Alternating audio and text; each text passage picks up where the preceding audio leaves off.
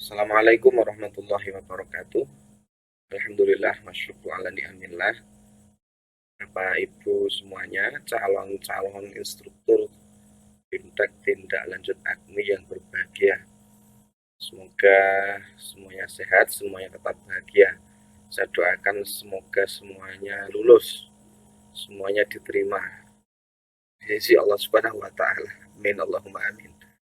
Baik, hari ini kita bertemu dengan saya Abdul Rahman dari kelompok 5 kelas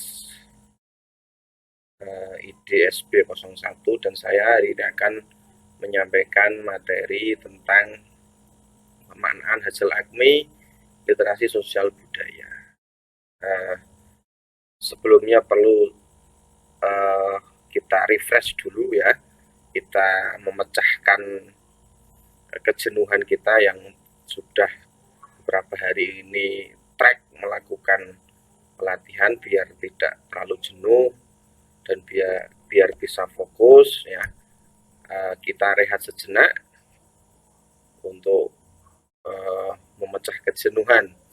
Baik, Bapak Ibu, saya minta nanti satu dari Bapak Ibu untuk bercerita tentang apa saja ya, cerita tentang apa saja, tapi tidak usah panjang-panjang, cukup 3 atau 4 kalimat saja, cerita tentang kehidupan sehari-hari, dan nanti berhenti pada satu kata ya, berhenti pada satu kata. Lalu nanti Bapak Ibu yang sudah bercerita menunjuk temannya yang lain untuk melanjutkan cerita dengan dimulai dengan satu kata terakhir tadi. Jadi misalnya saya cerita tentang kehidupan saya, misalnya kata terakhir adalah mandi, saya begitu. Maka nanti saya menunjuk Pak Herman. Pak Herman nanti melanjutkan dengan kata terakhir yang saya ucapkan, yaitu mandi. Mandi di kali enak sekali, misalnya begitu. Nah, jadi nanti sambung menyambung sehingga menjadi sebuah cerita yang kita lihat saja, nanti bisa jadi cerita lucu, bisa jadi cerita macam-macam. Oke, bisa dimulai ya dari Pak Herman dulu, silakan. Oke, terima kasih Bapak Ibu semuanya. Nah, ini pelajaran dari game ini adalah bagaimana kita kerjasama, saling melengkapi, ya, saling berkomunikasi dengan baik, sehingga dari komunikasi itu, dari kerjasama itu kita menghasilkan satu karya yang bisa dinikmati oleh banyak orang. Baik, selanjutnya sebelum saya ke materi, perlu saya sampaikan bahwa nanti kita akan melakukan pembelajaran dengan alur pembelajaran seperti yang ada di layar ya. Yang pertama literasi diri, kemudian kita orientasi, kolaborasi, dan kemudian refleksi. Nah, ini adalah topik-topik yang nanti akan kita pelajari hari ini. Yang pertama pendahuluan, kemudian disambung dengan literasi, orientasi konsep, kolaborasi, dan refleksi. Oke, yang pertama Bapak Ibu, Bapak Ibu tentu saja sudah banyak makan garam ya, sudah banyak makan asin garam bangku pendidikan, sudah banyak berkecimpung di dunia pendidikan karena semuanya ini adalah guru. Jadi saya minta Bapak Ibu coba tuliskan dalam satu kata ya, yang berkaitan dengan hasil belajar. Jadi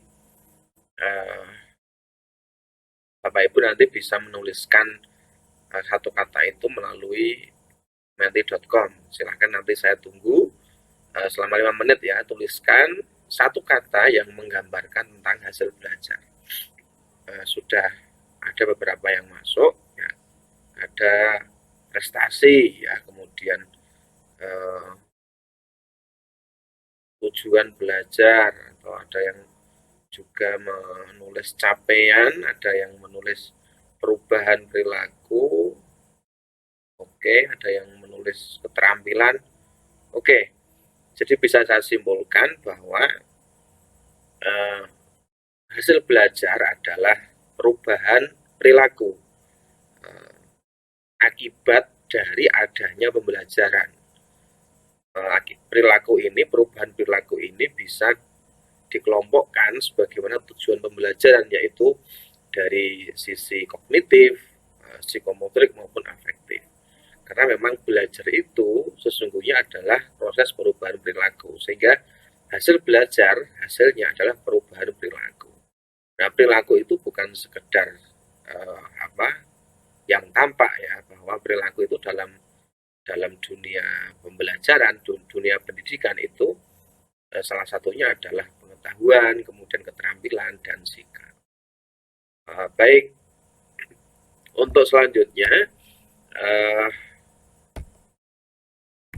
kita ke materi hari ini. Jadi bagaimana kita memaknai hasil ACMI? Nah, sebagaimana kita ketahui Bapak Ibu bahwa ACMI sendiri sebagai sebuah assessment itu dilaksanakan dengan menggunakan teknik MSAT, yaitu multi-stage adaptive test, yang mana dalam pelaksanaan asesmen itu menggunakan instrumen berupa soal-soal yang adaptif atau yang sesuai dengan kemampuan peserta didik, sehingga nanti hasilnya dari hasil tes ini bisa dikelompokkan peserta didik sesuai dengan kemampuannya dalam hal literasi, sehingga dalam ACMI itu dikenal istilah jenjang kemahiran. Ada kemahiran perlu intervensi, kemudian dasar, cakap, terampil, dan perlu ruang kreasi. Nah, dalam MSAT juga begitu, sehingga nanti setelah dilakukan tes, maka siswa akan diposisikan sesuai dengan jenjang kemahirannya masing-masing. Nah, ini adalah hasil ACMI tahun 2022, yang mana bisa kita lihat dalam diagram tersebut bahwa 55% dari anak-anak kita, anak MI ya, itu menduduki posisi jenjang kemahiran cakap. Sementara 33% itu dasar, kemudian perlu pendampingan itu 5%, terampil 0%, dan perlu ruang kreasi 7%. Jadi anak-anak MI kita masih berada dalam posisi cakap ya, rata-rata dalam posisi cakap. Ini tentu perlu kita tingkatkan agar bisa mencapai pada posisi atau jenjang kemahiran terampil, dan kalau bisa ditingkatkan lagi menjadi perlu ruang kreasi. Nah, ketika ACMI sudah dilaksanakan, maka kemudian nanti akan kita ketahui berada di manakah peserta didik kita, ada di jenjang apa. Nah, ketika mereka berada di jenjang perlu pendampingan, ya, yang mana perlu pendampingan ini ketika anak-anak ini hanya mampu menemukan pengetahuan faktual tentang moderasi beragama, tapi belum mampu menerapkan, menganalisis, mengevaluasi, dan mengkreasi. Nah, ketika anak-anak ini hanya mampu menemukan pengetahuan faktual, maka nanti anak-anak diharapkan mampu meningkatkan kemampuannya itu menjadi mampu menjelaskan.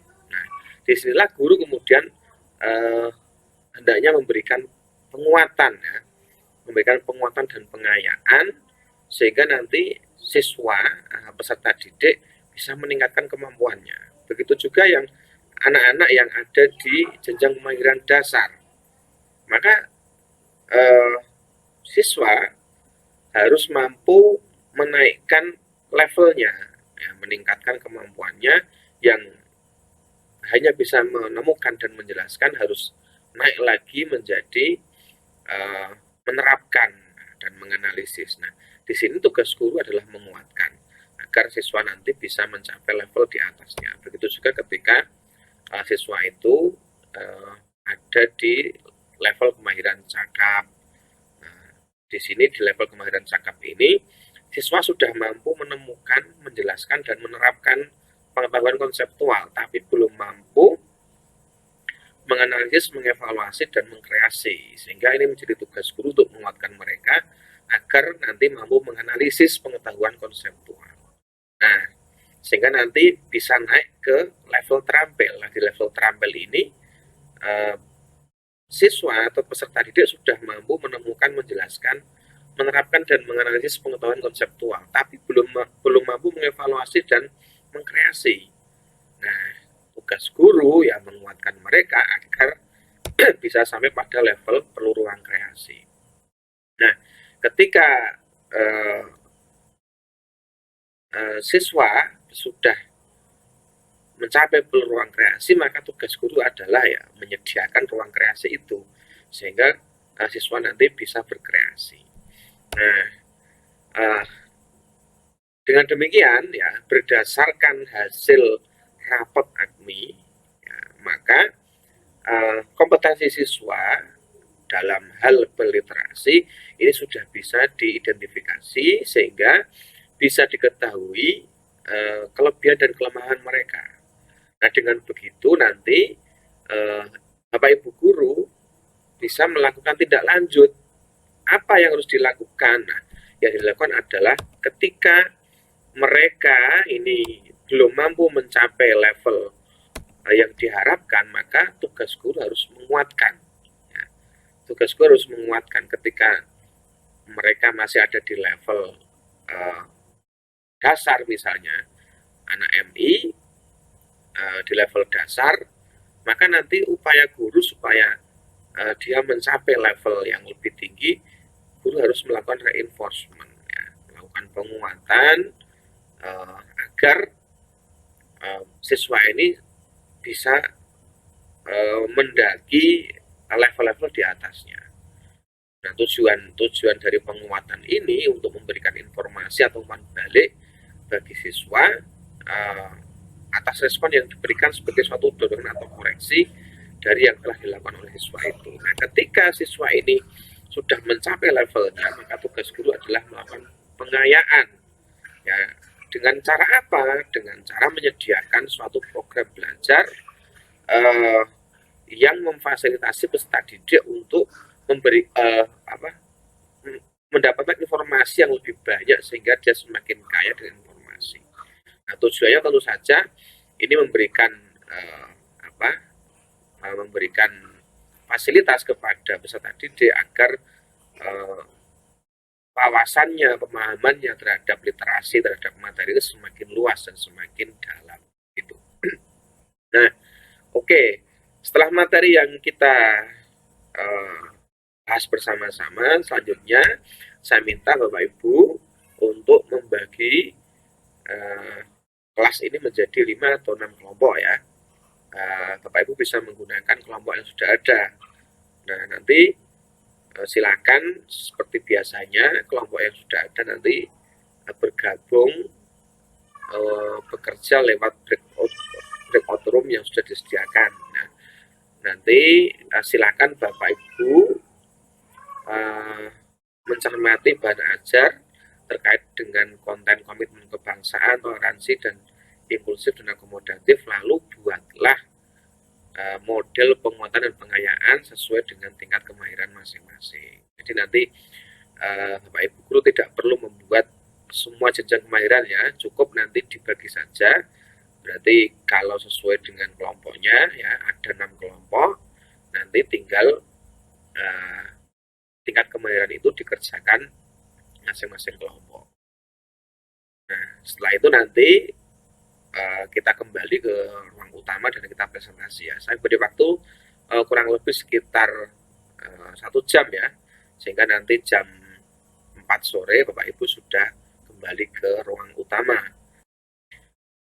Terima kasih untuk Bapak Ibu semua yang sudah melakukan presentasi. Saya kira dari presentasi tadi Bapak Ibu sudah cukup memahami, menguasai materi pemaknaan hasil AKMI. Nah, untuk selanjutnya sebelum kita tutup, Bapak Ibu saya minta untuk menjawab pertanyaan berikut ini, nanti ditulis dan kemudian dikirim ke Google Drive yang sudah saya sediakan ya. Jadi dari materi hari ini apa saja yang Bapak Ibu pelajari, kemudian menurut Bapak Ibu apa materi yang paling menarik ya bagi Bapak Ibu, kemudian apa yang Bapak Ibu lakukan untuk memperkuat pengetahuan tadi. Nah, nanti silakan ini ditulis, nanti kemudian dikirim ke link Google Drive yang sudah saya sediakan. Nanti saya kirim di chat room ya, refleksi hari ini. Nah, saya kira cukup untuk pertemuan hari ini. Saya sampaikan terima kasih kepada semua calon-calon instruktur. Saya doakan semoga semuanya tetap sehat ya, tetap semangat, semuanya lolos menjadi instruktur nasional. Sekian dan terima kasih. Kita tutup pertemuan hari ini dengan bacaan alhamdulillah bersama-sama. Alhamdulillah alamin. Dari saya kurang lebihnya mohon maaf. Saya akhiri wallahul muwaffiq ila aqwamit thoriq. Assalamualaikum warahmatullahi wabarakatuh.